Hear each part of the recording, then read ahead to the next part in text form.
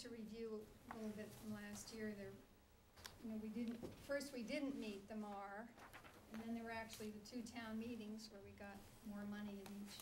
We were very grateful for that. And we had to cut some hours, and we got the hours back, and it is important to remember in this economy that the library is a place of respite for citizens, and people need to use the internet more and more, not just for job hunting, but for doing all kinds of transactions. And so the citizens were hit by those closed hours, hit the hardest. And we know that the special town meeting in November showed the community support. Well, now, thank you, Jean, for doing that one. Just finish the PowerPoint over here. Excuse me. Oh. Totally plunging. Leave these. You gotta leave one half, yeah. We did do all the work to apply for a waiver. We actually did start to apply. We just ended up not needing it, and was very grateful for all the efforts of Joe Tassoni and Ryan Galvin. It's just difficult to count on a waiver. The level funded budget does not meet the MAR, as I said earlier, and there's no guarantee that there would be a waiver. And in this graph, which really doesn't photocopy well, those 2 lines you can't see maybe on your own copies, but you can see that the gap grows, and you know, there's certainly no guarantee that a waiver would be granted every year down the road, and then you still have to keep cutting the other departments at the same percentages, so it really isn't. Alina, before you change the slide, the MAR is growing at some rate. What is determining that? Is that a percentage per year? It's the three previous years, the average of those 3 years, and then multiplied by 1.025%. So pretty grows by 2.5%. And it can also fluctuate. It can go down. It doesn't necessarily always go up because big cuts.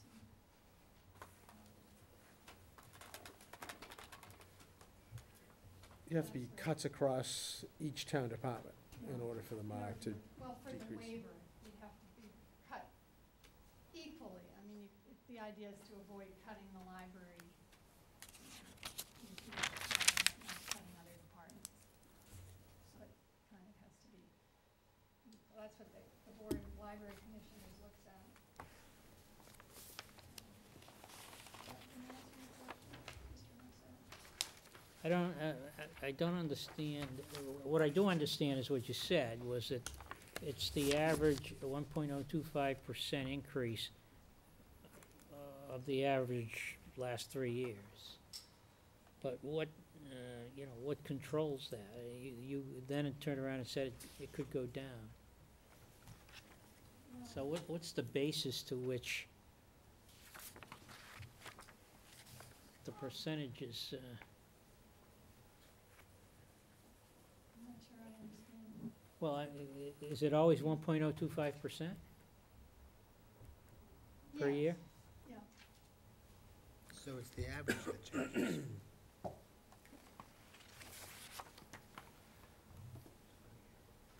Well, it's times the average is 3 years, so that could Right. fluctuate a little bit, I Right. think is what you meant. Okay. Right. If it was- I thought you meant the percentage could Oh, fluctuate. no, I'm No. sorry. Okay. That stays.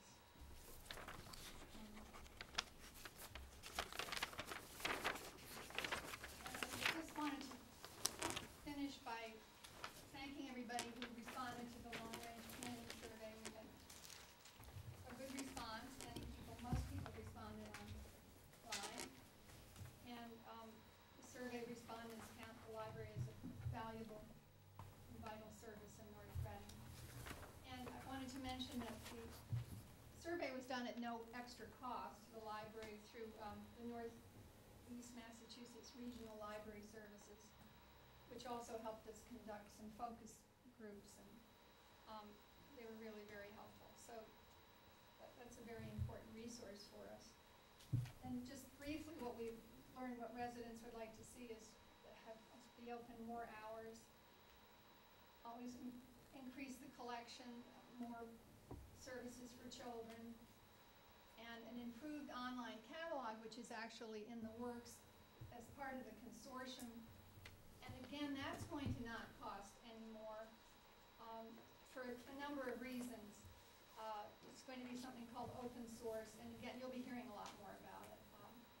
I mean, there'll be costs in terms of training and staff, and then teaching the public how to use it. But it should have a lot of much more to offer than the current catalog, which people have a lot of complaints about.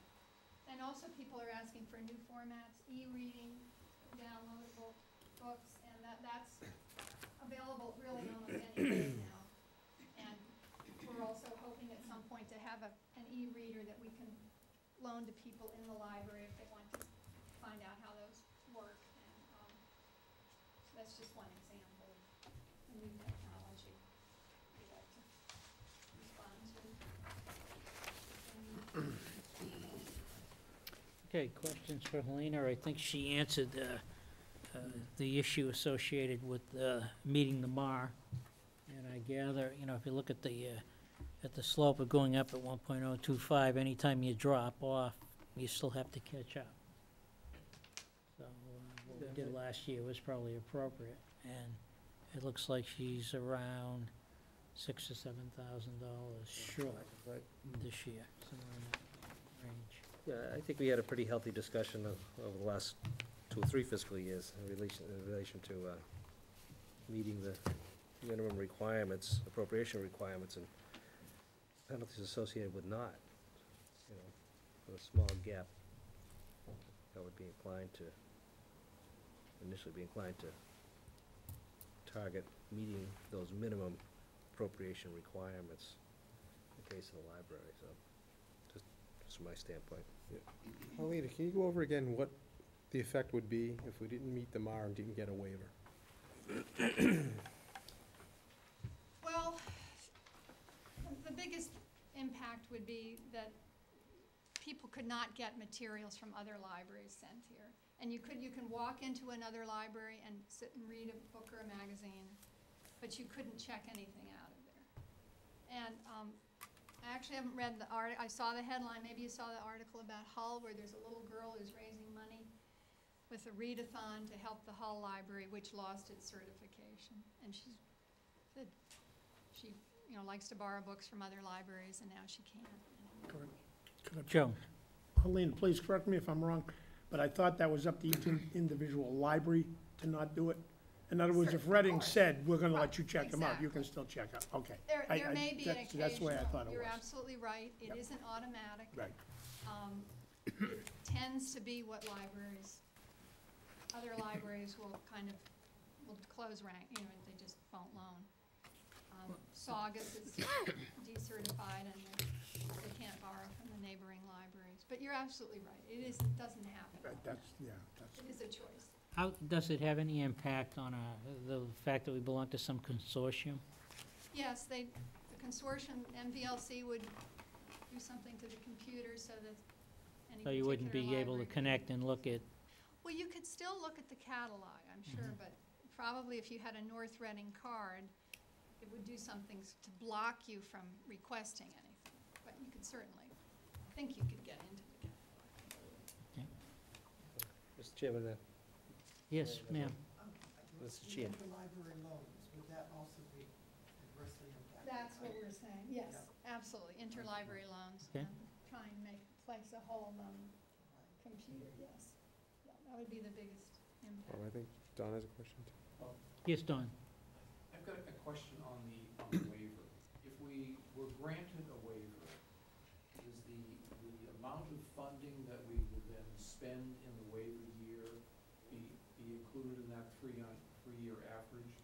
Or do we have to make up the That, waiver? you have to make, I mean, if it say, yes, you'd still go forward with that higher number, not with the waiver number. Not with the waiver. Right, and that's why that graph, because, you know, you might get a certain amount of funding, but you're still, when you want to get back on track to meet the MAR, it's going to keep growing. That's what, and that's a good question.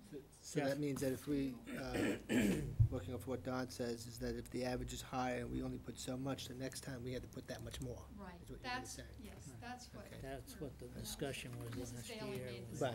we Right, I made recall. the decision to fund it. And Because last year, as you recall, it was even a bigger gap. bigger gap, yeah. So it was Yes. 20,000, then it went to 10, and then. Put it in there. And Yeah. if I may speak towards the borrowing of books at other libraries, a very valuable asset to that program, because I can speak from example, I think we had to go to Chelmsford to get a book, because they were the only ones who had this book available, and I remember driving my son to go get the book. And I'm sure that if we were not part of the program, maybe Reading would be nice enough, because we're next door, but to go to Yeah. another fall-off school, the thinking would be, well, they got the book, now they read it. It's an effort to go back to Chelmsford to bring the book, Right, so, yeah. so the program is really a super program. Okay, any other questions on the library at this point? I think what we're doing is collecting where those particular issues are in each budget, and then as we look at our revenue, we'll be making some decisions on Okay, whether or not there's available supplemental funds or yes, not. okay.